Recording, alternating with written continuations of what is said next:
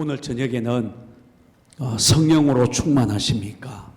성령 충만이라는 주제로 말씀을 나누겠습니다. 사실 성령 충만이라는 주제를 제가 정했지만 성령 충만은 모든 부흥회의 단골 주제예요. 그렇죠? 그냥 동의하는 마음으로 고개만 끄덕이라도 해주세요. 그렇게 성령 충만에 대해서 수십 번 설교를 들었는데 여러분 성령 충만하세요? 아이고 감사해요. 이렇게 자신만만하게 성령 충만하다고 아멘을 하시니 얼마나 좋은지 모르겠어요. 저는 오늘 성령 충만, 우리가 너무나 잘 아는 주제지만 너무나 잘 안다고 생각하면서 우리가 성령 충만을 누리지 못하는 부분들을 우리가 좀 다루고 오늘 밤에 성령으로 충만해지는 시간이 되기를 바랍니다. 여러분, 저는 누가복음적인 신앙이 있고 사도행전적인 신앙이 있다, 이렇게 생각이 들어요. 여러분, 누가복음적인 신앙, 복음서적인 신앙이죠. 그 다음에 사도행전적인 신앙이라고 말할 수 있어요. 여러분, 누가복음적인 복음서적인 신앙이란 한마디로 말한다면 예수를 믿고 구원은 받았어요. 네, 구원은 받았는데 그런데 가슴은 냉랭해요. 하나님의 역사가 나타나지 않아요. 걸핏하면 시험에 들고 그리고 넘어지고 삐지고 실패할 때가 많아요. 구원은 받았어요. 그런데 구원의 능력, 하나님의 역사는 나타나지 않아요. 이게 이제 누가복음적인 신앙이라고 제 나름대로 그렇게 정의를 해봤어요. 반면에 사도행전적인 신앙이란 여러분, 사도행전에 일어나는 하나님이 살아계시는 생생한 그런 기적과 또 믿음의 경험들과 그리고 하나님의 역사들을 드러내는 그런 신앙, 사도행전적인 신앙, 이렇게 말씀을 드려보고 싶어요. 여러분, 베드로라고 하는 주님의 제자를 딱 예로 들면 금방 알 수가 있어요.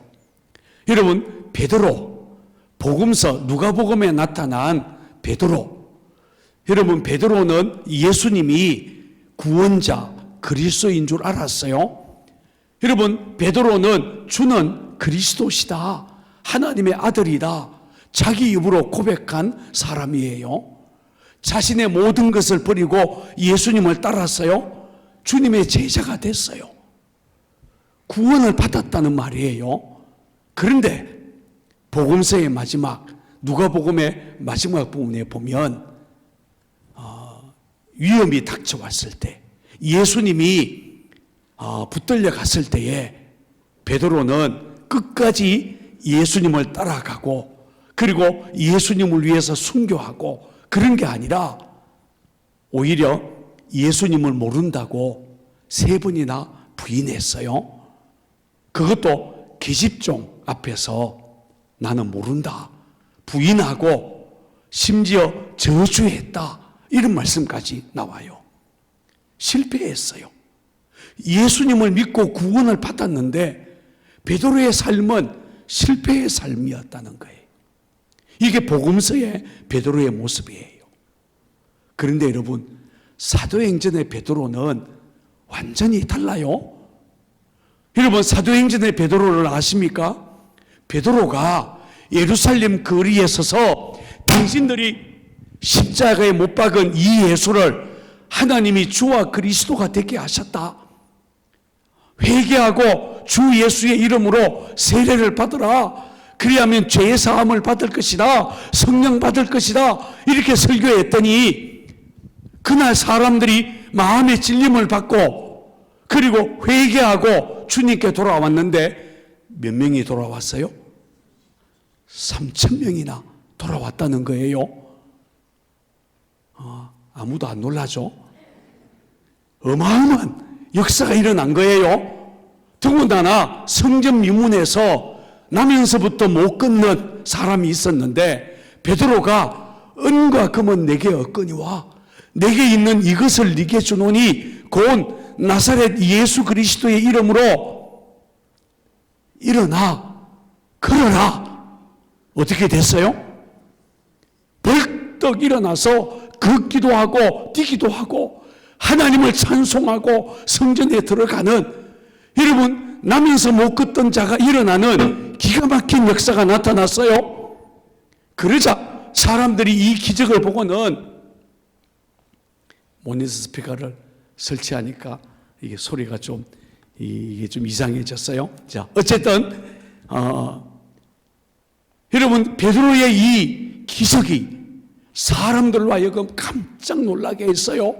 그래서 사람들이 모여들었는데 베드로가 얘기했죠. 왜 나를 주목하냐? 이 사람이 나은 것은 내가 아니라 나사렛 예수의 이름이, 나사렛 예수님이 이 사람을 고친 거다.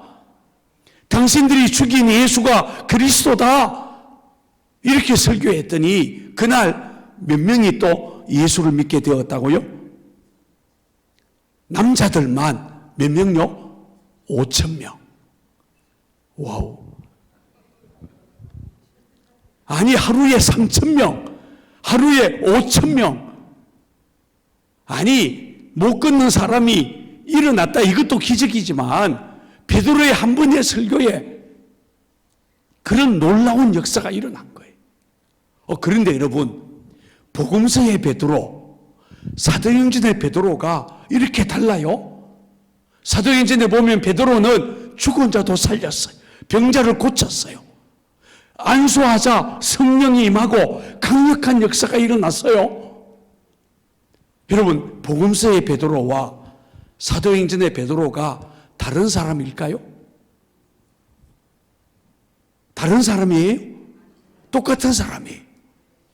그런데 복음서의 베드로와 사도행전의 베드로가 왜 이렇게 다를까요? 복음서와 사도행전 사이에 어떤 일이 있었어요? 여러분, 두 가지 사건이 있었어요.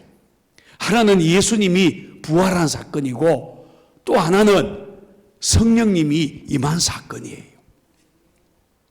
다른 말로 말한다면 베드로가 부활의 주님을 만나고 그리고 기도하다가 성령이 임하자 베드로의 삶이 사도행전의 역사를 기록하는 삶이 됐다는 거예요. 저는 사도행전적인 신앙이라는 말로 이 사도행전에 나타난 베드로의 이야기를 해보고 싶은 거예요. 여러분, 솔직하게 여러분을 한번 살펴보세요. 여러분들은 누가복음적인 신앙인이에요? 사도행전적인 신앙인이에요? 물론 대답 안 할 줄 알았어요. 그러나 이제 속으로라도 한번 생각해 봐요. 나는 지금 누가복음에 머물러 있냐? 아니면 사도행전의 역사를 써내려가고 있냐? 사도행전의 이야기가 내 삶 속에 일어나고 있냐? 기도하고 응답받고 병이 낫고 죽은 자가 살아나고 성령이 임하고 가정이 변하고 지역이 변하고 이런 부흥의 역사가 일어나고 있냐? 그런데 많은 사람들이 누가복음적인 신앙에 머물러 있다는 거예요. 여러분, 사도행전의 신앙은 성령의 임재를 경험해야, 성령으로 충만해야 시작되는 것이 사도행전적인 믿음이다라고 말할 수 있어요. 여러분, 우리가 예수 믿고 교회 신앙생활 할 수 있어요. 여러분, 성령의 충만함을 받지 않고도 여러분 교회 다닐 수 있어요. 10년을 다니고 20년을 다니고 그냥 누가복음적인 신앙에 머물러 있을 수 있어요. 그런 사람들이 수두룩해요. 그런데 하나님은 우리들이 누가복음적인 신앙에 머물러 있기를 원하지 않고 우리가 성령의 임재를 경험하고 그리고 사도행전적인 신앙을 그런 신앙을 가지기를 하나님이 원하신다는 거예요. 여러분 성령이 임하고 성령으로 충만해지는 것은 여러분 우리 신앙생활 속에 아주 중요한 것입니다. 여러분 우리가 기도를 하잖아요. 여러분 성령이 충만하지 않고 그냥 기도할 수 있어요. 누구나 기도하니까. 여러분 기도해요. 그런데 성령이 임하지 않고 성령으로 충만하지 않은 채 기도하면 여러분 5분도 기도하지 않아서 기도할 거리가 없어요. 오늘 이제 설교 듣고 난 다음에 이제 우리가 뜨겁게 기도하십시다. 주여 주여 3번 부르고 기도하잖아요. 근데 5분도 안 돼서 기도할 거리가 없어. 그러면 그때부터 뭐 하는지 아세요? 눈을 뜨고 구경해요. 하나님이 기먹었냐? 왜 이렇게 소리를 지르지? 저 사람은 왜 울어? 죄를 많이 지었나? 이러고는요 두리번두리번 살피다가 여러분 기도할 거리가 없는 거예요. 여러분 기도는 하지만 성령이 임하지 않고 기도하면 기도는 아무 힘이 없어요. 그런데 여러분 성령이 임하여서 성령에 사로잡혀서 기도할 수 있다는 거예요. 여러분 성령에 사로잡혀서 기도하면 1시간을 기도하고 2시간을 기도하고 그래도 더 기도하고 싶고 확실히 연희교회는 아멘을 별로 안 하는 교회인가 봐요. 같은 말을 한 2번, 3번만 하면 아멘을 해줘야 돼요. 그래야 이제 죽이 맞는 거예요. 설교하는 자나 설교 듣는 자가 이렇게 지금 주고받는 거예요. 여러분 성령이 임하면 성령이 충만해서 기도하면 1시간을 기도해도 괜찮아요. 2시간도 기도할 수 있어요. 기도하고 나면 힘이 생겨요. 세상을 이길 것만 같죠. 여러분 성령에 붙들려서 기도한다는 거예요. 기도하다가 병이 낫고 기도하다가 여러분 우리의 인생이 바뀌어지는 거예요. 기적을 경험할 수 있어요. 여러분 우리가 찬송을 불러요.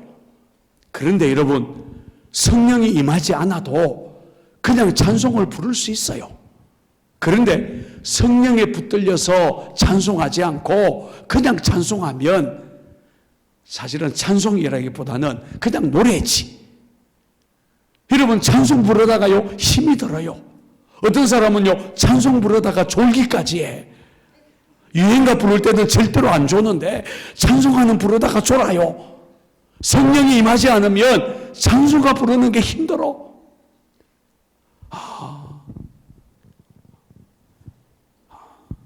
참 이상하죠. 찬송 부르는 게 힘들다니까요. 아니 목사님은 3절짜리 찬송가도 많더구만. 왜 또 하필 5절짜리를 부르는지 몰라. 주일 예배에 목사님이 주보에 찬송가를 적었는데 5절짜리를 불러. 지겨워 죽겠네. 좀 간단한 2절짜리 3절짜리 찬송 부르지 무슨 5절짜리. 더군다나 막 느려터진 찬송가. 주 예수보다 더 귀한 것은 없네. 이 찬송 부르다가는 졸기까지 하잖아요. 힘들어요. 힘들어. 그런데요 여러분 찬송을 부르더라도 성령이 임하여서 성령에 붙들려서 찬송할 수 있어요. 여러분 성령이 임하면 찬송하다가 병이 나아요. 찬송하다가요 하나님의 역사가 나타나요. 귀신이 떠나가고 찬송 부르는 도중에 병이 낫고 역사가 나타나는 거예요. 여러분 저는 종교교회에서 부목사 생활을 했어요. 물론 오래 하진 않았어요. 근데 서울 종교교회에서 부목사를 할 때에 제가 목회 행정을 맡았고 거기는 이제 동지역, 서지역, 남지역 이렇게 나누어져 있는데 저는 서지역을 맡았어요. 그런데 서지역 안에 남편은 카이스트를 나오고 부인은 서울대학을 나온 그런 이 앞으로 미래가 창창한 젊은 부부가 있었어요. 제가 맡은 지역에. 그야말로 젊은 세대기고 똑똑한 세대기고 남편은 카이스트 나오고 큰 회사 연구소에 있으면서 아주 월급도 많이 받고 그런 아주 장래가 유명한 그런 이 젊은 부부였어요. 그런데 여러분 어느 날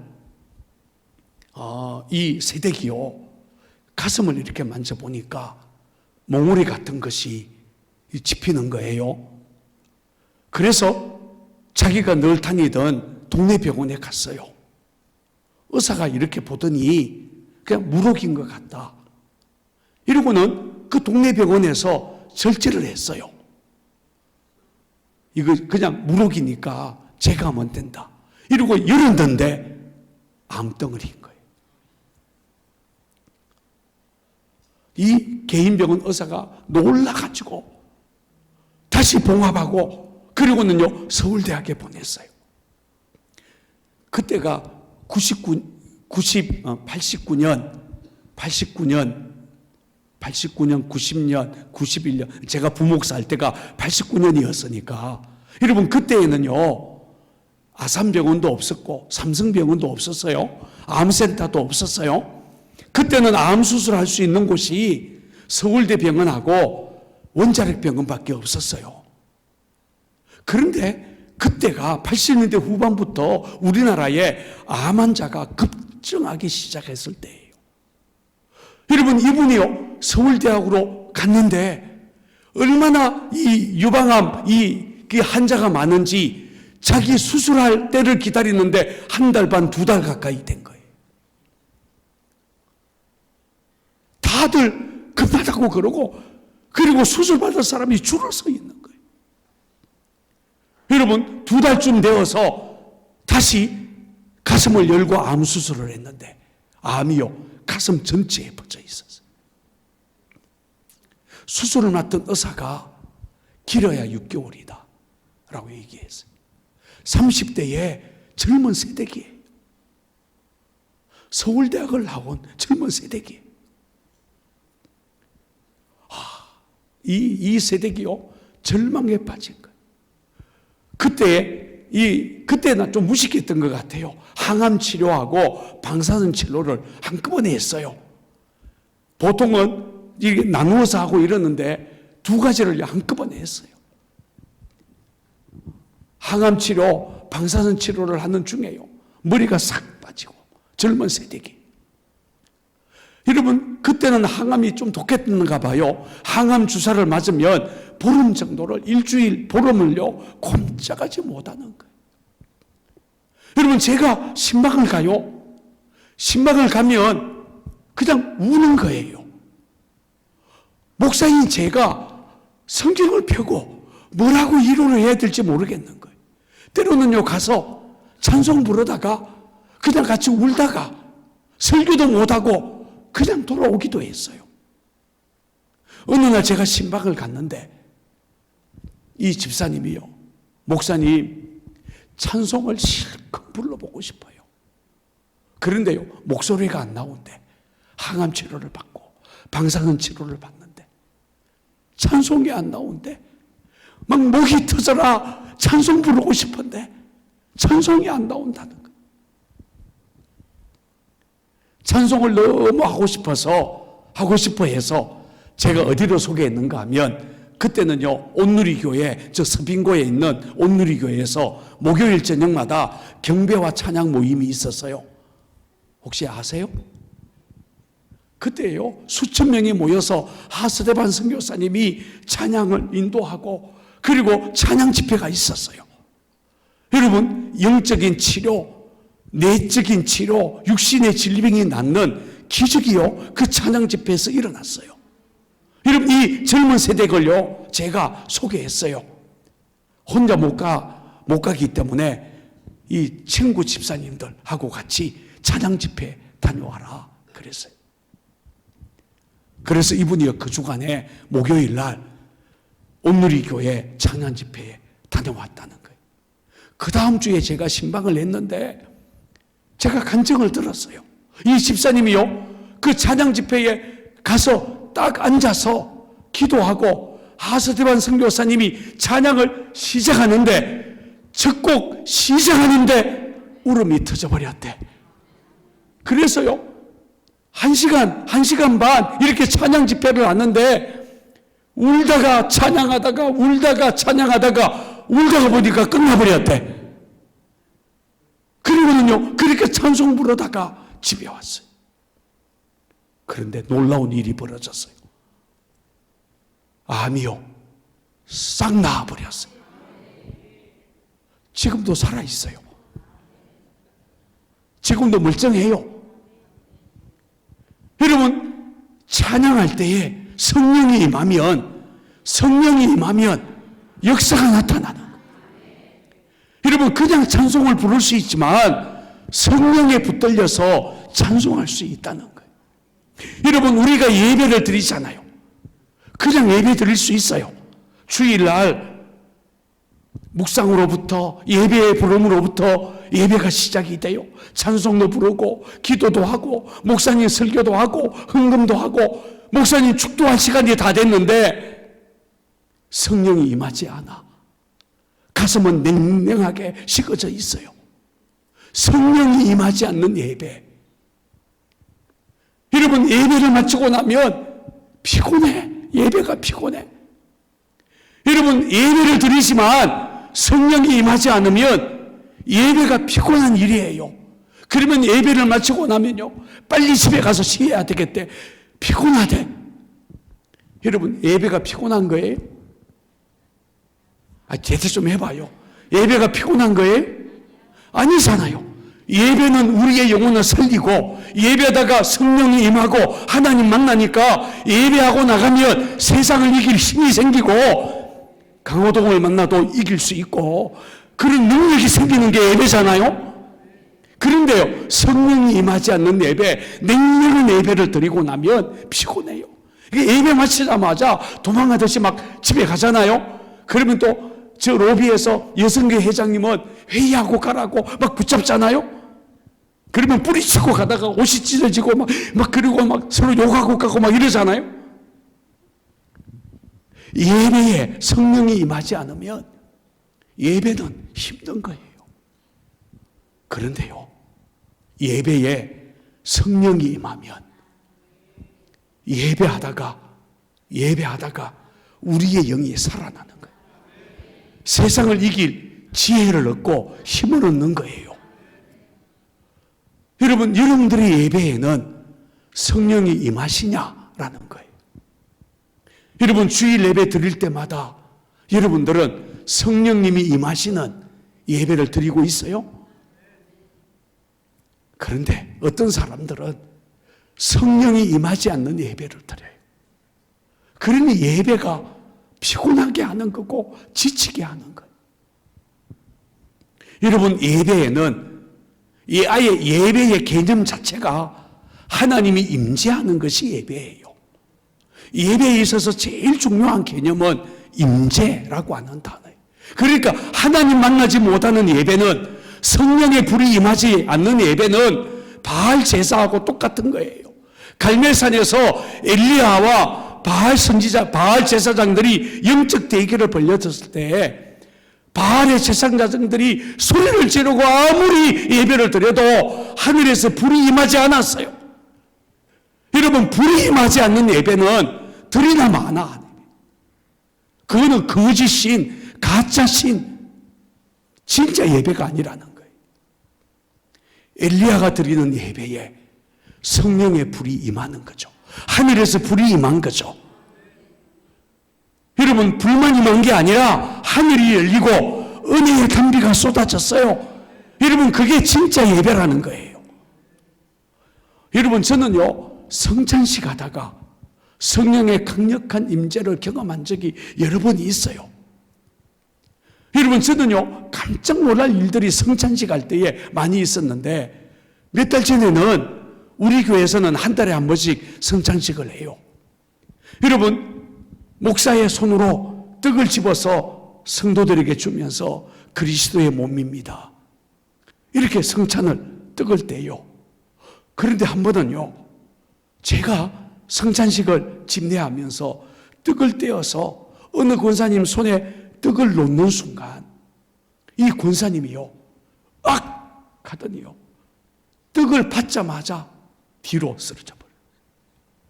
아니, 저는 성찬식 하다가 이렇게 성령의 강력한 임재를 경험해 봤다니. 아니, 얼마 전에 상곡교회에서, 얼마 전에 여러분, 성찬식을 하다가 성령이 임하실 수 있어요. 어떤 사람은요, 성찬을 받다가 질병이 나아요. 여러분, 예배에 성령이 임하면 놀라운 역사가 일어나는 거예요. 그래서 예배는 굉장한 거예요. 여러분, 성령이 임하는 예배를 드리면 예배가 인생을 바꾸는 거고 예배가 우리의 삶을 바꿀 수 있는 거예요. 여러분, 성령이 임하시야 우리의 신앙은 진짜 신앙, 진짜 사도행전적인 신앙이 될 수 있다는 거예요. 여러분, 저는 우리가 누가복음 신앙에 머물러 있지 말고 여러분 사도행전적인 신앙으로 나가야 되지 않겠어요? 저는 연희교회 성도들이 그렇게 되기를 바라요. 성령이 충만한 사람들, 성령의 임재를 경험하고 성령이 충만해서 기도하고 성령이 충만해서 찬양하고 성령이 충만해서 예배하고 성령으로 충만해서 교회에서 사역하고, 여러분 그래야 되지 않겠어요? 여러분, 장로님들이 성령이 충만해야 돼요. 여러분, 저는 목사로서 절망을 느낄 때가 많아요. 여러분, 참 이상할 때가 있어요. 뭐냐 하면 예배 때에는 막 설교를 들으면서 장로님들이요, 예배 드리면서 아멘, 아멘 그래요. 예배가 끝나고 기획위원회로 모였어요. 기획위원회에 모여서 이렇게 회의를 하다 보면 회의 때에는 다른 영이 오는 것 같아. 회의 때에는 회의의 영이 임하는가 봐요. 아니, 예배 드릴 때에 성령을 받고 아멘 이러던 분들이요, 이런 장로님들이요, 회의를 하자 그러면 이상하게요, 이상한 영이 임해가지고 비판하고 싸우고 다투고 이러려고 하는 거예요. 그래서 아예 우리 교회는요, 기획위원회 할 때에 의자 하나를 비워놔요. 우리 회의실 매행 중심 의자를 비워놔요. 그리고 이 의자는 주님이 계시는, 주님이 앉는 의자입니다. 저는 그 옆에 앉아서 회의를 주관해요. 그리고 촛불을 켜놔요. 촛불을 켜놓는 이유가 이 회의 시간에 성령님이 이곳에 임하여서 이 회의를 성령님이 주관하십니다. 우리는 상징적으로 그렇게 하고 회의를 해요. 회의도 성령의 충만함을 받고 성령에 의해서 회의를 하고 교회 일을 결정하고, 그리고 중요한 일을 할 때에는 함께 먼저 기도하고, 회의 중앙에도 회의하다가도 멈추고 입을 다물고, 이곳에 주님이 계시니까 우리 주님께 묻고 결정하십시다. 여러분, 우리 교회는요, 회의하다가도 기도해요. 초를 켜놓고 회의를 해요. 무슨 회의를 하든. 여러분, 성령님이 교회를 이끌어 나가도록. 그런데요, 우리 교회보다 더한 교회가 있어요. 선한목자교회 유기성 목사는 회의를 할 때에 종을 갖다 놔요. 종을 몇 개 갖다 놔요. 그리고는 나무 십자가를 손에 들어요. 그래서 회의 때에 말을 하고 싶은 사람, 장로님은 나무 십자가를 손에 들고, 그리고 하나님이 말씀하라고 하는 것을 이야기하도록 하는 거예요. 나무 십자가를 쥐지 않는 장로님은 발언권이 없어요. 십자가 쥐고 이야기를 해요.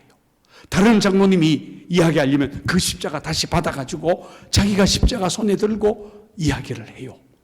그러다가도 다른 장로님이 들을 때에 저거는 성령님이 하는 얘기가 아니라 그건 저 장로님 생각 같아, 이러면요, 아무 장로님이나 땅 하고 종을 쳐요. 그러면 누군가 종을 치면 일단 1분 침묵, 1분 동안 침묵하고 기도해야 돼요.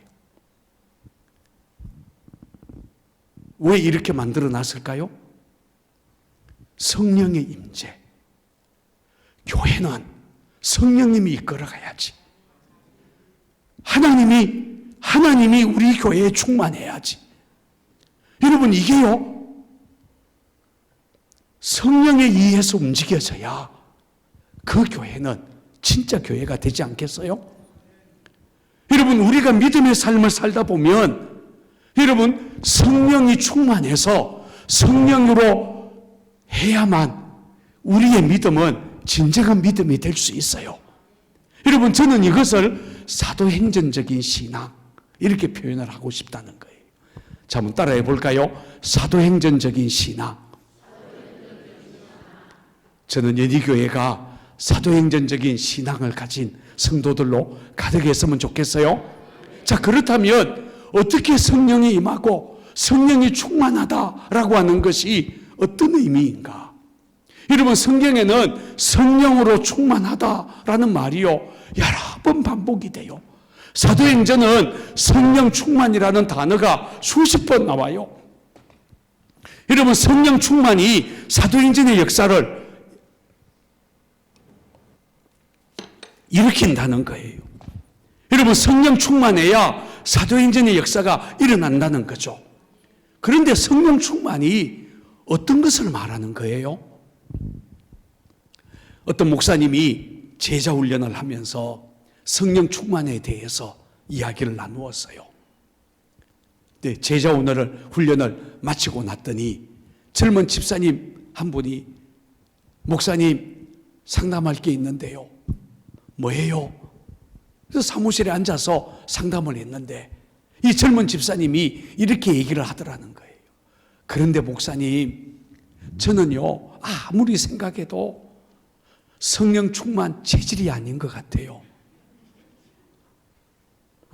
이렇게 얘기를 했대요. 성령 충만 체질이 아니다. 여러분, 이 젊은 집사님은 성령 충만을 어떻게 생각하는가 하면 성령 충만 받으면 일단은요 목소리가 바뀌고 이러면 이 허스키 목소리가 나고, 일단 성령 충만 받으면 밤마다 교회 와서 철야 기도해야 되고, 심하면 산기도 가야 되고, 더 심하면 흰 저고리 검은 치마 입고 가방 들고 돌아다니고, 이게 성령 충만이라고 생각하는 거예요.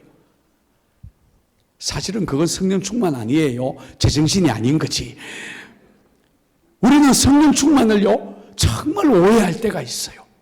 성령 충만을 소리 지르는 것, 우는 것, 무슨 감정적인 어떤 것을 성령 충만이라고 오해한다는 거예요. 그러니까 이 젊은 집사님이 자기는 아무리 생각해도 성령 충만은 받고 싶지 않다는 거예요. 성령 충만 받으면 사람들이 이상해지니까. 아니에요. 사실은 성령 충만이 가장 정상적인 거예요. 성령 충만이요 가장 지혜로운 삶이에요. 성령 충만이 가장 거룩한 삶이에요. 왜냐하면 성령님은 하나님이시니까. 여러분, 성령님은 이상한 신이 아니라 하나님이 성령님이세요. 성령 하나님이에요. 영이신 하나님이시죠. 인격적인 하나님이시에요. 여러분, 성령님의 다른 이름이 진리의 영이에요. 지혜의 영이에요.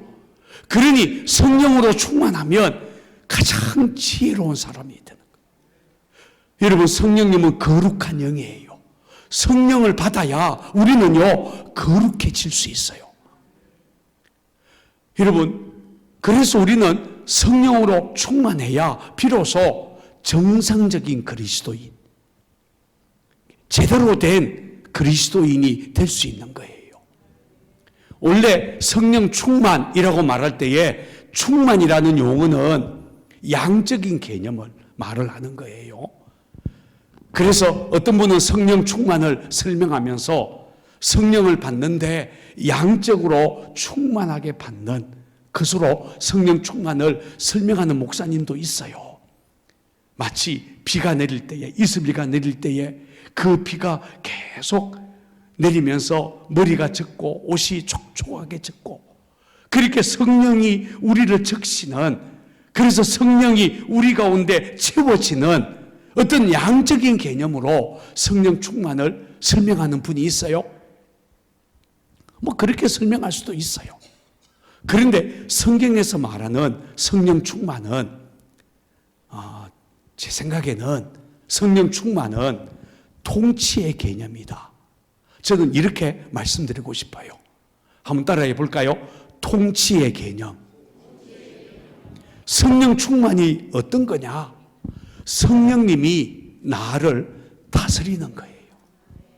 내가 성령님께 순종하는 거예요.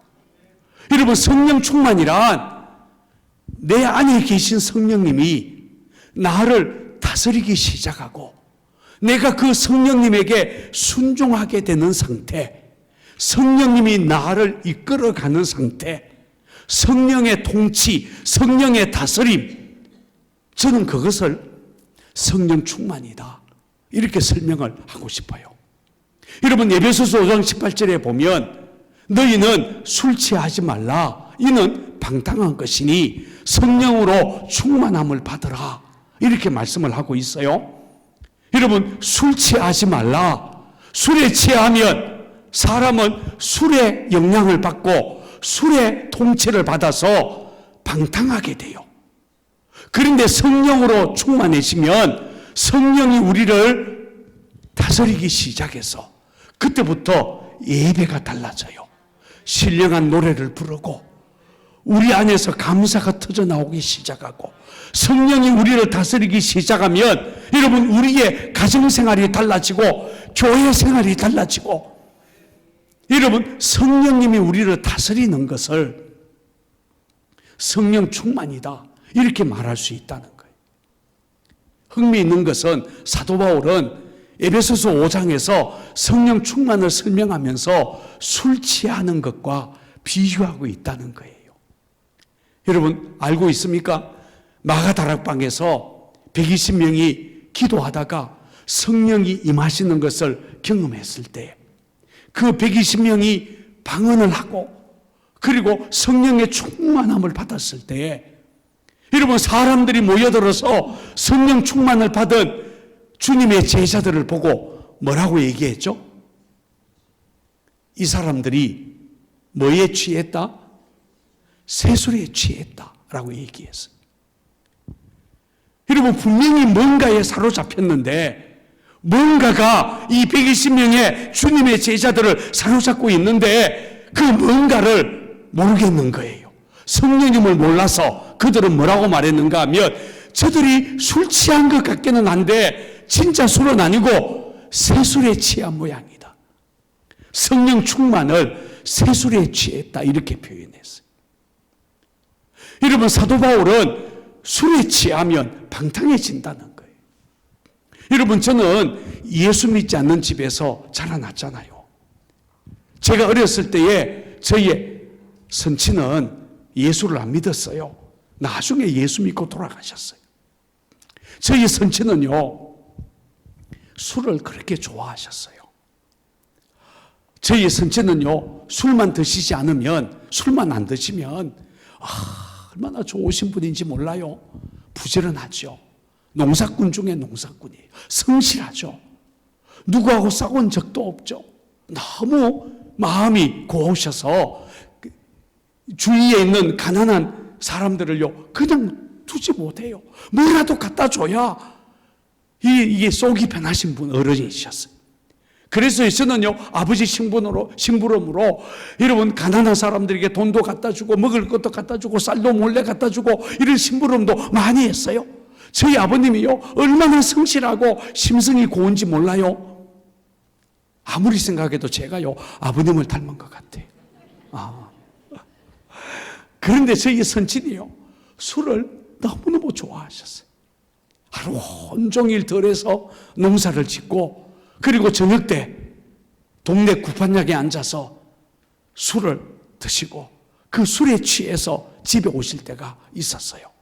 그런데 저희 선친은요, 술만 드셨다 하면 일단 온 동네 사람들이 다 알아요. 우리 동네는요, 큰 동네가 아니었어요.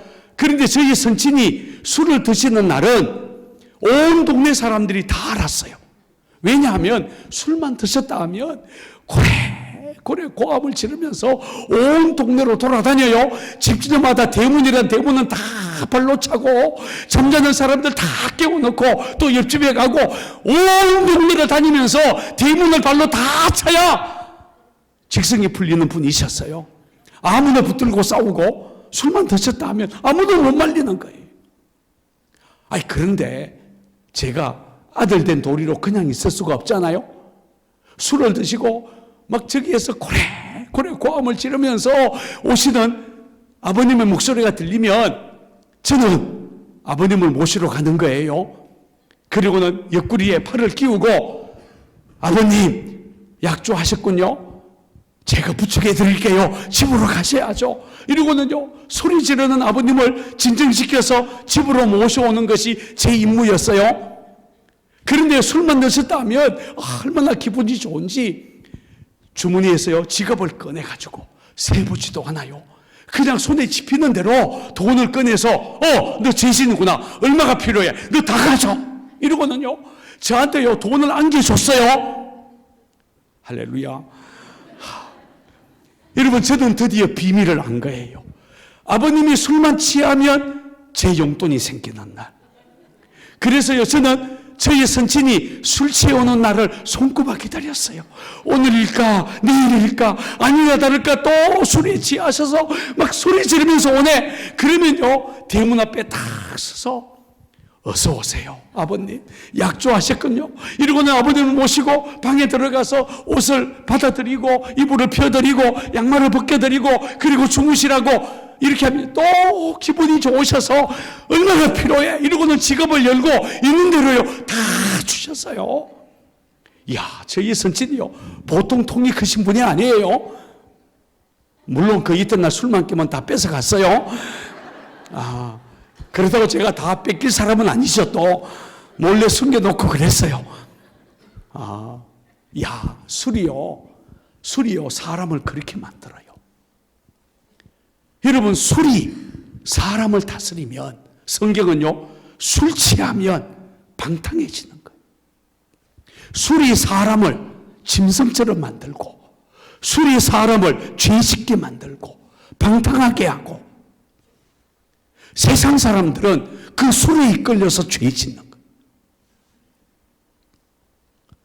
그런데 예수 믿는 우리는 술에 취하는 자가 아니라 뭐에 충만해야 된다고요? 성령으로 충만해야 된다는 거예요.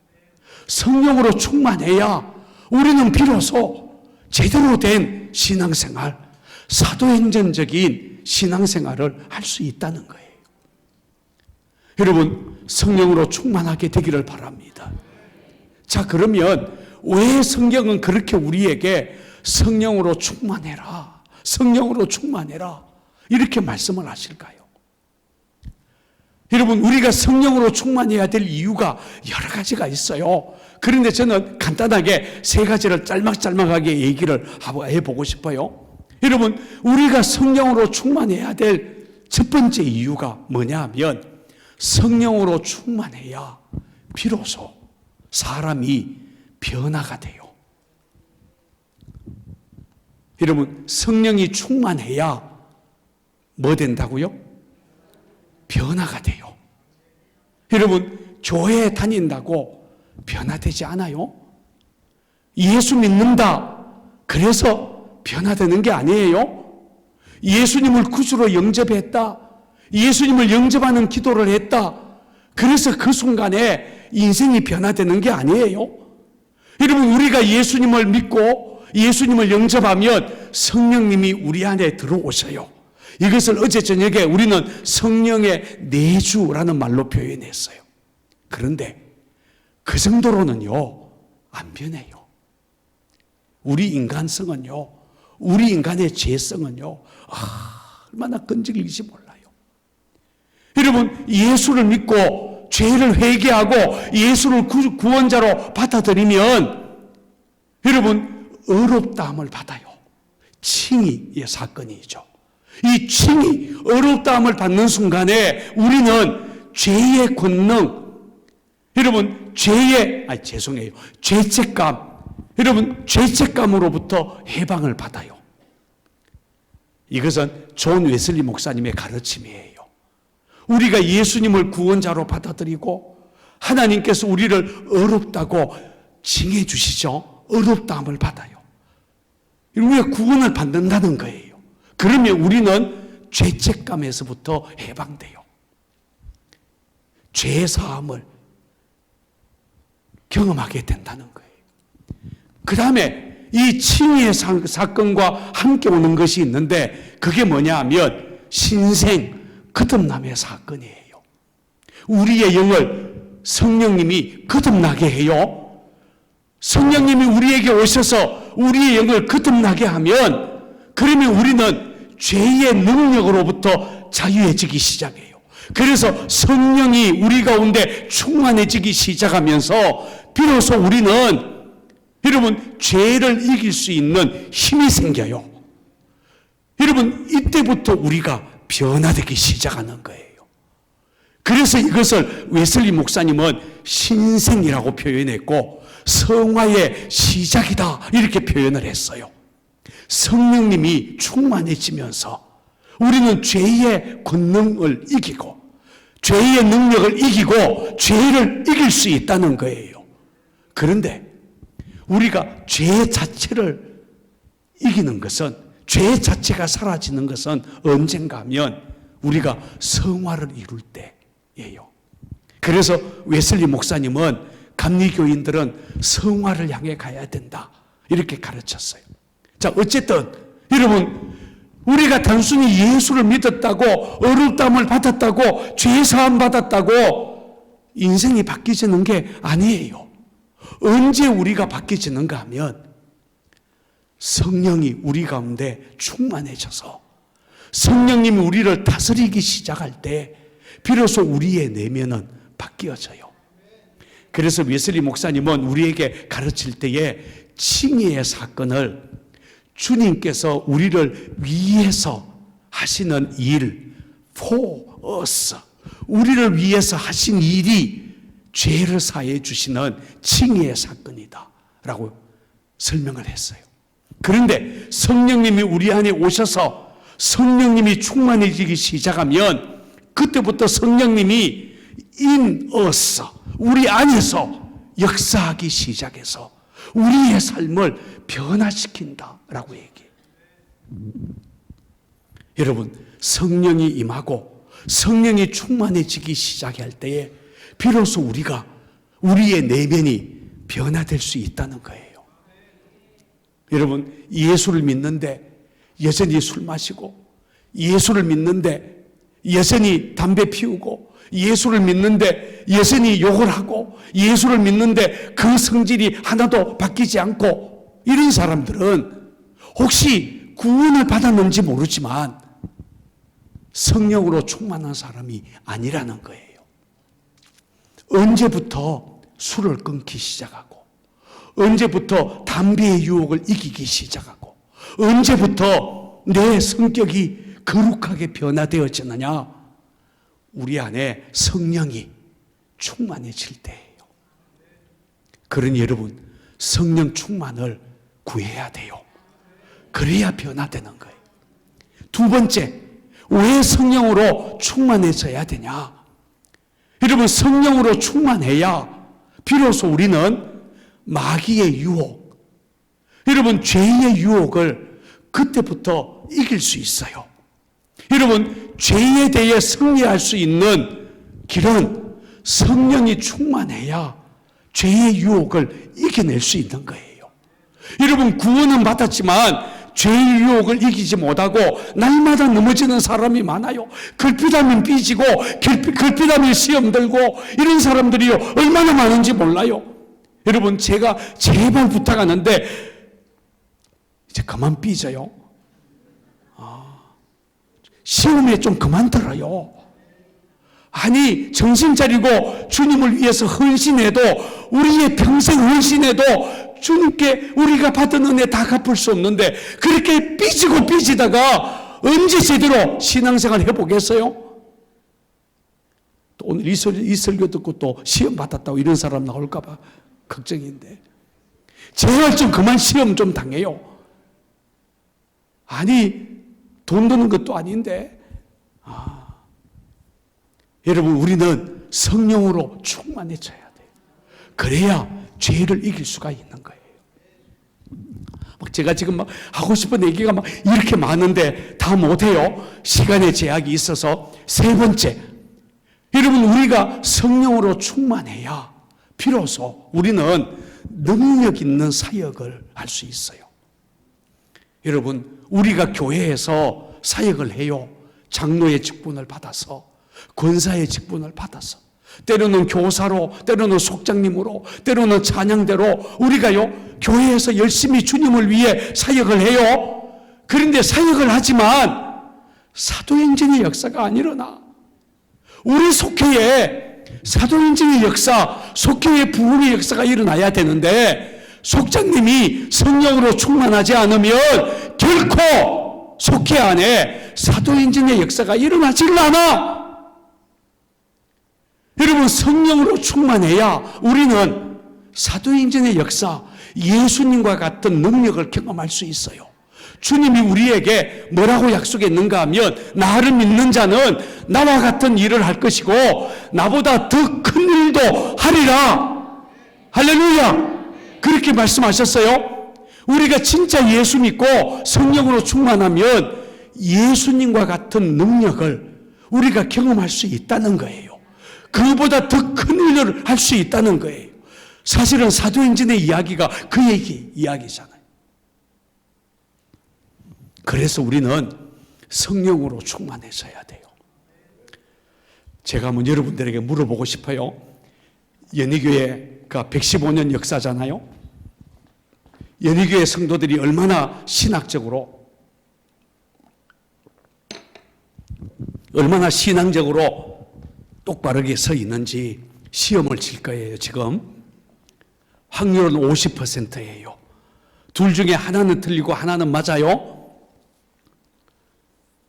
어느 게 맞는지 찝으면 돼요. 틀리게 찢지 말고 잘 찝어봐요. 여러분들 지금 제가 테스트하는 거예요. 자, 물어보겠어요. 여러분, 예수님이 이 땅에 오셔서 기가 막힌 능력을 행하셨죠. 알고 계세요? 나병 환자를 고치고 죽은 자를 살려내고 오병이의 기적을 행하고 무리를 걷고 결국에는 부활하셨잖아요. 이런 예수님이 기가 막힌 능력을 행하신 것이, 그 능력이 어디로부터 왔을까? 이 능력이 첫 번째예요. 첫 번째, 예수님이 그렇게 능력 있게 사역을 하고 그런 능력을 행하신 것은 예수님이 성자 하나님이 아니냐, 예수님이 성자 하나님이라는 그 본질로부터 능력이 흘러와서 죽은 자를 살리고 그리고 병자를 고치고 오병이의 기적을 행하신 것이다.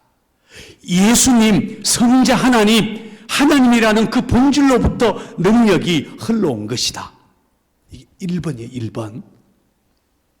2번이에요. 2번. 아니다. 예수님이 그렇게 능력을 행하신 것은 그 능력이 예수님의 본질, 성자 하나님이라는 그 본질로부터 흘러온 게 아니라 예수님도 성령이 임하여서, 예수님도 성령님으로 충만해져서 성령님이 부어주시는 능력으로 죽은 자를 살리고 귀신을 내쫓고 병자를 고치고 오병이의 기적을 행하셨다.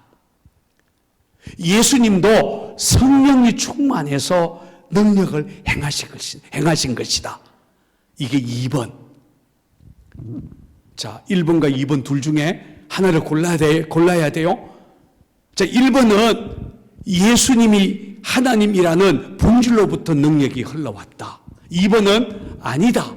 예수님도 성령을 받아서 성령으로 충만해져서 능력을 행하신 것이다. 자, 1번이 맞다고 생각하는 사람, 2번이 맞다고 생각하는 사람. 감사해요. 우리는 눈치 하나는 빠르잖아요. 지금 성령님을 얘기하니까, 여러분, 예수님이 이 땅에 오실 때에 예수님은 자기를 비웠어요. 헬라어로 하자면 케노시스. 하나님 보호자 우편, 본질이 하나님이시라는 그 모든 것을 다 내려놓으셨어요. 그리고 완전한 인간이 되셨어요. 케노시스, 자기를 낮추셔서 인간이 되신 거예요. 그래서 예수님이요, 공생애를 시작하기 전에는 예수님이 어떤 능력을 행했다는 얘기가 단 한 번도 안 나와요. 예수님이 아무런 능력을 행하실 수 없었어요. 왜냐하면 당신을 다 비우셨기 때문에, 완전한 인간이 되셨기 때문에. 그런데 예수님이 공생애를 시작하면서 세례 요한에게 세례를 받았어요. 물에서 나오는 순간 어떤 일이 벌어졌죠? 하늘이 열리고 성령님이 임하셨어요. 어떤 모양으로? 비둘기 모양으로 성령님이 임하셨어요. 그리고 하늘에서 음성이 들렸어요. 뭐라고요? 이는 내 사랑하는 아들이요, 내가 기뻐하는 자라. 하늘에서 음성이 들렸어요. 그리고 예수님은 성령이 임하여서 공생애를 시작하시면서 능력을 행하시기 시작하셨어요. 그래서 예수님이 말씀하시는 거예요. 나를 믿는 자는 성령을 받으면 나와 같은 일을 할 것이고 나보다 더 큰 일을 할 것이다. 성령이 임하시면 그렇게 된다는 거예요. 여러분, 그러니 우리는 성령이 임하시고 성령으로 충만하기를 사모해야 돼요. 여러분, 오늘 밤에 성령에 임하시는 것을 간절히 구하고 사모하게 되기를 바랍니다. 자, 그런데 우리가 성경을 보면 우리가 성령의 충만함을 받는데 성경에 보면 두 가지 성령 충만이 나와요. 제가 지금 굉장히 중요한 얘기를 해요. 제가 지금 연희교이기 때문에 제가 지금 이 얘기를 해요. 두 가지 성령 충만이 있어요. 여러분, 브래드포드 롱이라고 하는 분이 쓴 성령의 능력으로 사역하라라고 하는 책이 있어요. 아마 여러분들이 사서 볼 수 있을 거예요. 이 브래드포드 롱이라고 하는 분이 쓴 이 책은 성령님이 누구시며 성령 충만이 어떤 것인지에 대한 성령론에 대해서 아주 기가 막히게 쓴 책이에요. 특별히 19세기에서 20세기로 넘어올 때에 전 세계적으로 강력한 성령 운동을 일으켰던 토리 목사님을 기준으로 해서 토리 목사님의 성령 사역을 근거로 해서 이 책을 썼어요. 여러분, 토리 목사님이 누군가 하면 여러분, 저 태백에 있는 예수원에 지금은 고인 되셨지만 대천덕 신부님이 계셨어요? 알고 계세요? 들어보셨어요? 그 신부님의 할아버지가 토리 목사님이에요.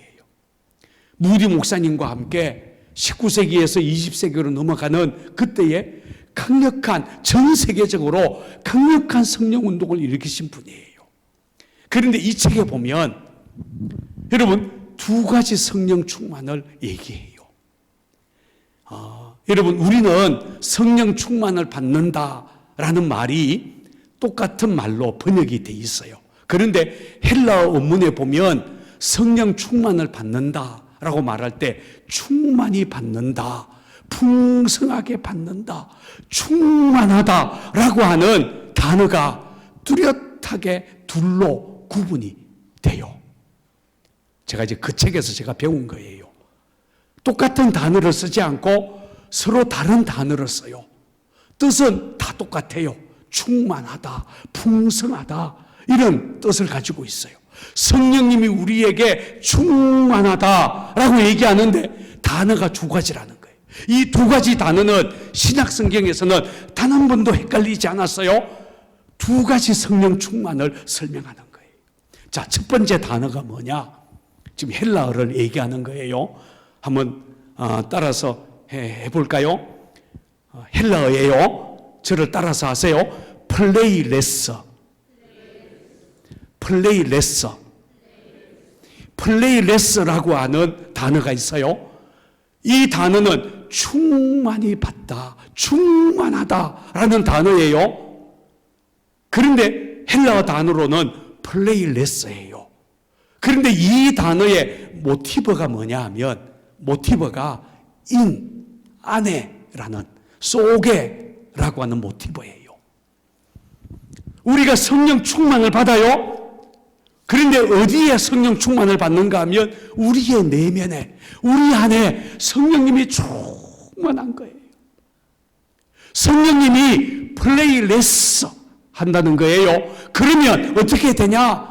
여러분, 성령님이 우리 안에 충만해지면 우리 안에 기쁨이 가득하게 되고 사랑이 충만하게 되고, 여러분, 우리는 성령의 열매, 성령의 9가지 열매, 그 성령님에 의해서 우리의 인격이 변화되면서 사랑의 사람이 되고 평화의 사람이 되고 인내의 사람이 되고, 여러분, 성령이 우리의 인격을 변화시키고 우리의 삶을 변화시켜 나가는, 이게 성령을 플레이해서 충만하게 받는다라는 거예요.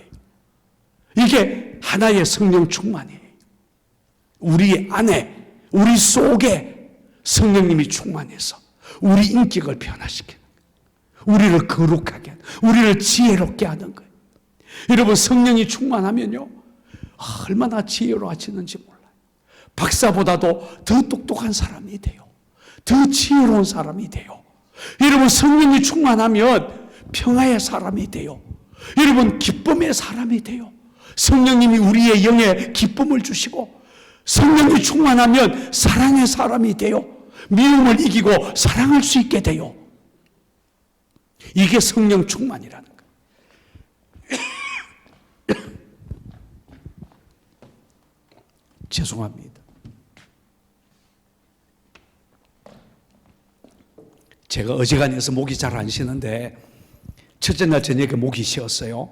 모니터 스피커가 있는 데서 맨날 설교하다가 모니터 스피커가 없는 데서 설교하니까 금방 목이 나가서 제가 목이 좀 힘들어요. 무슨 얘기하다가 얘기했죠? 우리 안에 성령님이 충만하다는 거예요. 그런데 성경에 보면 성령을 충만히 받는다라고 하는데 또 다른 헬라 단어가 나와요. 한번 따라서 해볼까요? 플레이토. 한 번 더 따라합니다. 플레이토.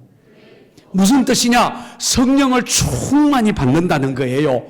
뜻은 똑같아요. 우리나라 성경에서는 똑같이 성령 충만을 받다, 성령으로 충만하라, 똑같은 말로 번역을 했어요. 그런데 원래 원문은 달라요. 원래 언어, 성경 원어는 달라요.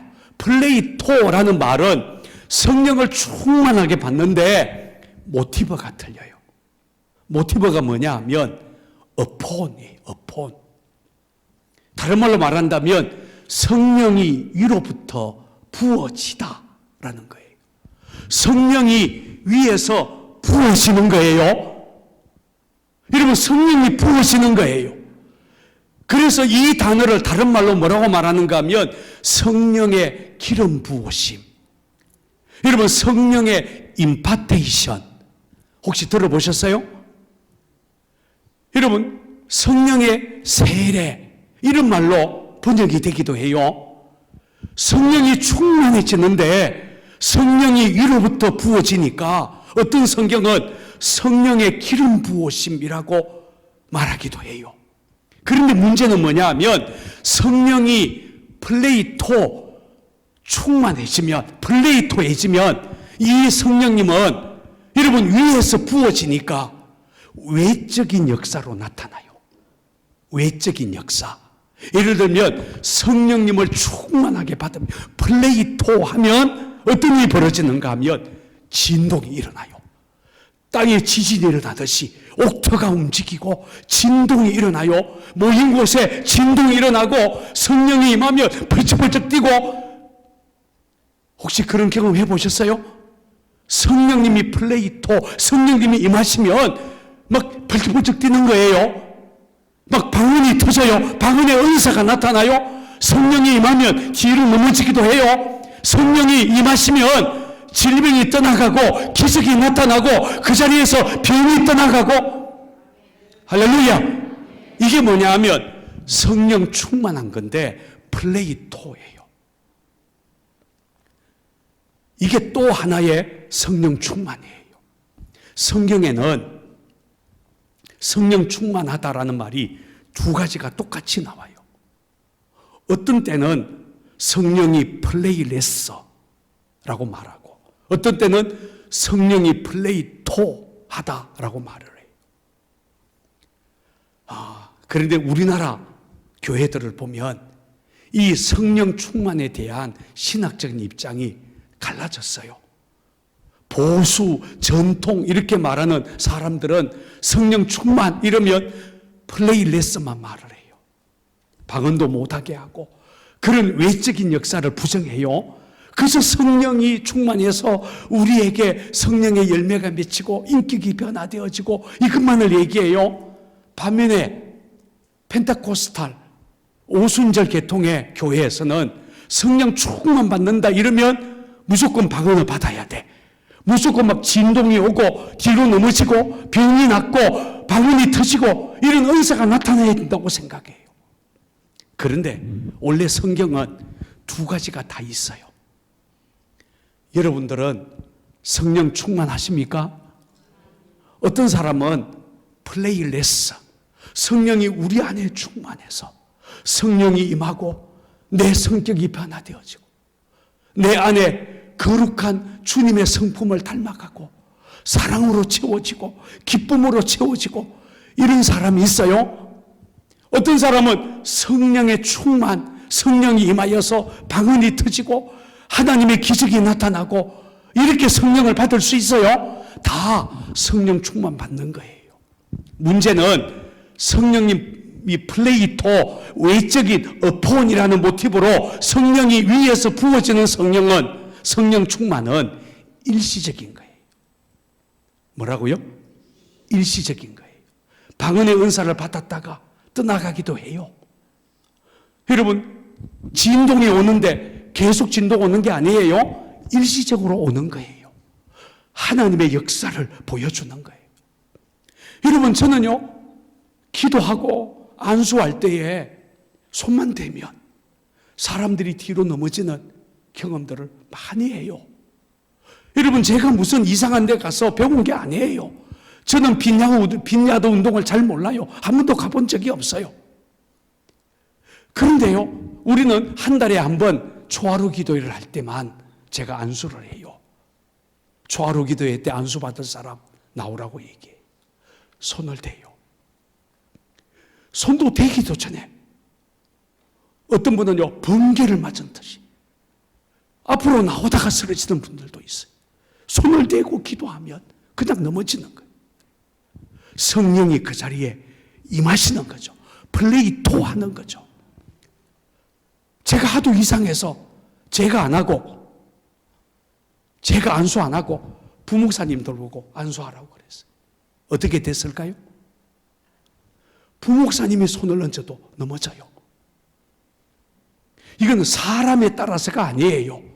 지금 그 예배 시간에, 그 기도 시간에 성령이 임하면 이런 성령 충만, 성령의 역사가 나타날 수 있다는 거예요. 여러분, 성령님은 우리에게 임하기를 원해요. 저는 연희교회 성도들이 이 두 가지 성령 충만을 다 경험해 봤으면 좋겠어요. 방언하는 거 하지 마라 이러지 말고, 방언도 성령의 은사 중에 하나예요. 그러니까 그 성령의 역사로 받아들이고, 왜냐하면 성령의 충만은 이런 역사도 있고 저런 역사도 있어요. 자, 이제 마지막 주제로 넘어가겠습니다. 자, 그러면 우리가 성령 충만을 받을 수 있을까요? 여러분들은 성령 충만해서 살아갈 수 있을까요? 저는 여러분들과 같이 좀 성경을 찾아서 한 군데 같이 읽어봤으면 좋겠어요. 사도행전 2장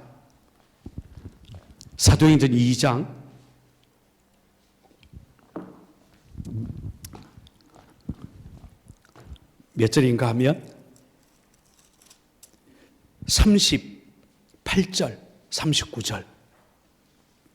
사도행전 2장 38절, 39절 말씀이에요. 같이 큰 소리로 38절과 39절을 읽습니다. 시작. 베드로가 이르되 너희가 회개하여 각각 예수 그리스도의 이름으로 세례를 받고 죄 사함을 받으라. 그리하면 성령의 선물을 받으리니 이 약속은 너희와 너희 자녀와 모든 먼데 사람 곧 주 우리 하나님이 얼마든지 부르시는 자들에게 하신 것이라 하고. 자, 다시 38절로 돌아가요. 예수 그리스도의 이름으로 세례를 받고 죄 사함을 받으라. 그리하면 뭐라 그랬죠? 성령의 선물을 받으리니 그렇게 돼 있죠. 그 앞에 사라고 적혀 있어요. 사 주석이에요. 풋노트가 있어요. 밑에 풋노트를 보세요. 성경 밑에 뭐라고 돼 있어요? 또는 뭐라 그랬죠? 성령을 선물로 받으리니. 이 부분을 성령을 선물로 받으리니로 번역을 할 수 있다는 거예요. 성령의 세례를, 성령의 선물을 받으리라 이렇게 돼 있지만 성령을 선물로 받으리라 이렇게도 번역을 할 수 있다는 거예요. 근데 개역 성경은 그렇게 번역되어 있어요. 개역 개정은 성령의 선물이라고 번역을 그렇게 했어요. 자, 저를 보셔요. 무슨 얘기인가 하면 주님이 우리에게 약속하셨다는 거예요. 잘 들으세요. 예수님은 제자들에게 예루살렘 떠나지 말고 아버지께서 너에게 약속하신 것을 기다리라. 요한은 물로 세례를 베풀었으나 너희는 몇 날이 못되어 성령으로 세례를 받으리라. 그리고 몇 날이 지나지 않아서 오순절날 성령이 임했어요. 맞죠? 그런데 지금 베드로는 그렇게 성령을 받은 베드로는 뭐라고 설명하는가 하면 예루살렘 사람들이 형제들아 우리가 어찌할꼬 이렇게 회개하며 돌아왔을 때에 너희는 주 예수 그리스도의 이름으로 세례를 받고 뭘 받으라? 죄 사함을 받으라. 그리하면 뭘 받으리니? 성령을 선물로 받으리니. 자, 보세요. 예수를 믿고 세례를 받으면, 우리가 예수를 믿으면, 예수를 믿고 구원을 받으면 두 가지를 주시겠다는 거예요. 첫째는 뭘 주시겠다고요? 죄사함. 죄사함의 은혜를 주겠다는 거예요. 예수 믿으면 죄사함을 받아요. 이 죄사함이 바로 구원이에요. 맞아요? 예수 믿으면 죄사함은 그냥 주어지는 거예요. 예수 믿으면 죄사함 받는 거예요. 아니, 아멘 좀 해요. 믿으면 죄사함 받는 거예요. 이거는 그냥 일어나는 거예요. 예수님이 나를 위해 십자가에서 대신 죽으셨기 때문에. 그런데 예수를 믿으면 또 하나 선물로 주겠대요. 뭐죠? 성령을 주시겠대요. 여러분, 오순절 마가의 다락방에 성령이 임한 것과 똑같이 이제는 예수를 믿는 사람에게 성령을 주시겠대요. 이것은 하나님이 약속하기를 저 먼데 사람 누구든지 예수만 믿으면 누구든지에게 성령을 주시겠다고 그랬어요. 여러분, 이것은 약속이에요. 이미 하나님이 주시겠다고 성령을 따로 챙겨놨어요. 지금 무슨 말씀인지 잘 이해해요? 죄사함과 성령을 하나님이 주시겠다고 준비해놨어요. 내가 예수 믿고 세례받고 구원받았어요. 그래서 죄사함을 얻었어요. 죄사함을 가져갔어요. 그런데 아직 하나 더 가져올 게 있어요. 뭐죠? 성령 가져오면 돼요. 그냥 주시는 거예요. 받으면 돼요. 오늘 밤에 그냥 받으면 돼요. 구하면 돼요. 여러분, 성령 받는 것이 특별한 일이 아니라 예수 믿는 사람에게 성령 충만을 다 주시겠다는 거예요. 그러니까 오늘 밤에 우리는 다 성령으로 충만해질 수 있어요. 자, 그러면 우리가 어떻게 하면 성령 충만이 임할까요? 잘 들으세요. 성령님은 하나님이셔요. 그래서 우리 마음대로 성령님을 좌지우지할 수 없어요. 성령 받아라! 이런다고 성령 받는 게 아니에요. 성령님 오세요. 나 성령 받을래요. 그냥 내가 원한다고 그냥 오는 게 아니에요. 내가 성령님을 움직이는 게 아니란 말이에요. 성령님이 충만한 것은 그 주도권을 누가 갖고 계세요? 성령님 그분이 갖고 계세요. 성령님이 오셔야 돼요. 여러분, 성령님이 오셔야 돼요. 약속한 성령님이 오시면 돼요. 그래서 우리는 성령님이 오시도록 오늘 준비하자는 거예요. 제가 앞에서 말한 브래드포드 롱이라고 하는 분이 쓴 성령의 능력으로 사역하라 라고 하는 책에 보면 토리 목사님이 성령을 받는 8가지 기도라고 하는 부분이 소개가 나와요. 소개가 돼 있어요. 우리가 성령을 좌지우지할 수 없지만 성경에 보면 이런 8가지 상태에서 성령님이 임하셨다. 성령 충만이 임했다. 그렇다면 우리는 이 8가지를 기도해 보자. 이게 토리 목사님의 이야기예요. 제가 이 8가지를 다 얘기할 수 없어요. 줄여서 4가지를 제가 얘기할 거예요. 오늘 밤에 성령님이 임하시도록 우리에게 이미 주시겠다고 약속하신 성령님을 우리가 받을 수 있도록 성령님이 오시도록 해보자는 거예요. 물론 우리 마음대로 하는 건 아니지만 한번 간절하게 사모해 보자는 거예요. 첫째, 토리 목사님 이 책에 보면 첫 번째, 저를 따라 하십시다. 공개적으로 예수님을 고백하라. 한 번 더요. 공개적으로 예수님을 고백해라. 여러분, 성령님은 예수 그리스도의 영이에요.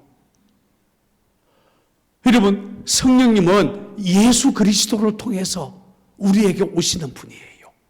그래서 예수의 이름이 드러나고 예수 그리스도가 영광을 받고 예수 이름이 드러날 때에 성령님이 그곳에 역사해요.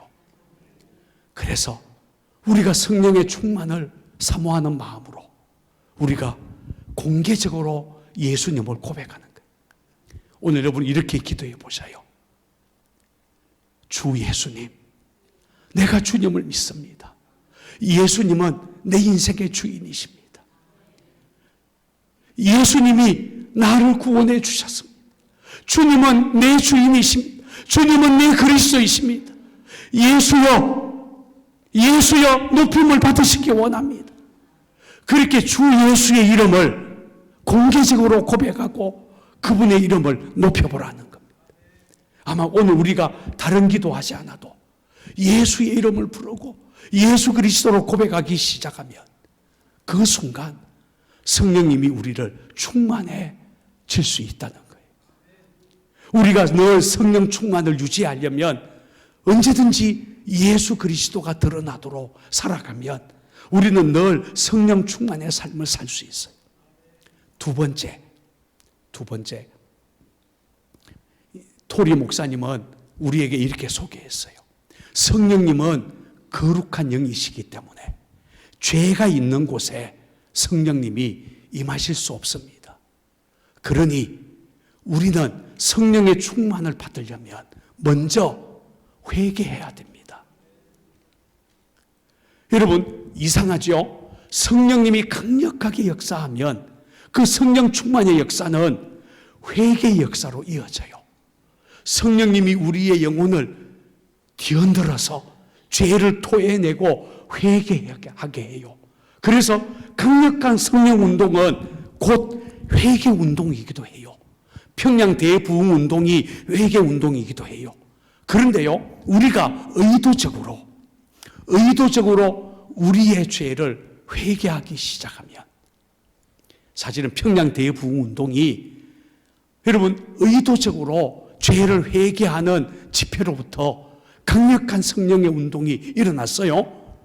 그래서 우리가 의도적으로 내가 생각나는 죄, 내 안에 있는 죄를 내가 의도적으로 내 죄를 주님 앞에 눈물로 회개하기 시작하면 성령님이 그곳에 강력하게 임하신다는 거예요.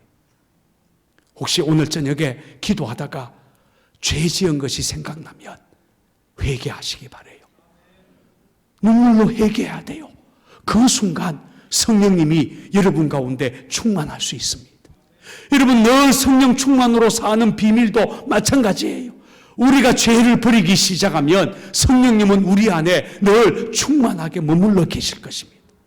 세 번째는 성령 충만을 구하라는 거예요. 성령 충만을 사모하고 구할 때에 성령님이 우리 가운데 충만해지는 거예요. 여러분, 누가복음 11장에서는 아예 구하는 자에게 성령을 주시지 않겠느냐, 아예 성경은 그렇게 말씀하고 있어요. 우리가 구할 때 성령님을 선물로 주시겠다고 약속하셨으니 우리가 구할 때 성령 충만이 우리 가운데 오신다는 거예요. 네 번째, 마지막 네 번째, 언제 성령이 충만하냐? 우리가 순종할 때예요. 순종하기로 결단할 때. 참 기가 막힌 얘기예요. 여러분, 성령 충만은 성령님이 우리를 다스리는 거예요. 성령님이 나를 다스리도록 성령님께 순종하는 거예요. 여러분, 저는 보통 집회의 마지막 날 저녁에 이렇게 성령님에 대해서 이야기를 나눌 때가 많아요. 그런데 제가 이 네 번째 순종해라 라고 하는 이야기를 강조해요. 어떤 분은요, 기도 시간에 기도하는데 성령님이 통로에 나와서 무릎 꿇어 라는 마음을 주셨대. 그래서요, 기도하다가 성령님이 그 마음을 줘서 에이, 창피한데 무슨 그래? 이런 마음이 들었지만 순종해서 무릎을 꿇는 순간 성령님이요, 덮치셔서 무릎을 꿇는 순간 방언의 은사가 확 주어지는 분이 있어요. 순종했기 때문에. 여러분, 성령 충만이 뭐냐? 지금까지 내가 순종하지 않고 미루었던 것, 오늘 밤에 제가 순종하겠습니다. 순종을 결단하면 성령님은 우리를 다스리기 시작해요. 불순종을 회개하고 순종하기로 결단할 때 오늘 밤에 우리 가운데 임하실 거예요. 그만했으면 좋겠어요.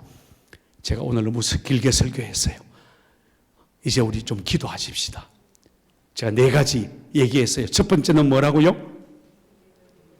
예수님을 공개적으로 고백하라. 두 번째는요, 죄를 회개하라. 세 번째는요, 간절하게 구해라. 네 번째는요, 순종하라. 오늘 이 기도를 해봐요. 오늘 밤에 정말 주님이 너무너무 사랑스럽다면 예수의 이름만 불러보세요. 예수님만 이름만 불러도, 예수 그리스도 그분만 공개적으로 소리 높여 외쳐도 성령님은 우리 가운데 충만해질 거예요. 저는 성령님이 플레이 레슨만이 아니라 오늘 밤에 성령님이 플레이 도 했으면 좋겠어요. 하나님은 살아계셔요. 사도행전에 약속하신 말씀 그대로 오늘 우리에게 임하실 거예요. 자, 자리에서 다 한번 일어나 보십시다.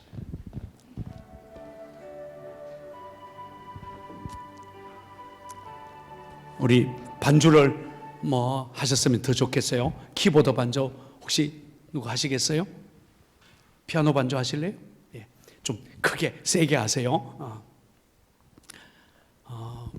우리가 이제 기도를 할 텐데 여러분, 내 주위에 다른 사람이 있다라는 생각을 버리세요. 나는 지금 하나님 앞에 서 있습니다. 나의 구주 예수 그리스도 앞에 서 있습니다. 주님을 향해 지금 우리가 구하는 거예요. 주님, 약속하신 성령 지금 저한테 주십시오.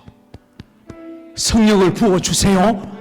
세상 이기도록, 내가 변화되도록, 죄를 이기도록, 하나님의 능력을 경험하도록 이 시간 성령님 오세요. 부어주세요. 우리가 그렇게 성령님을 간절하게 구하면서 한번 기도해 보겠습니다. 주의 이름 3번 부릅니다. 주여!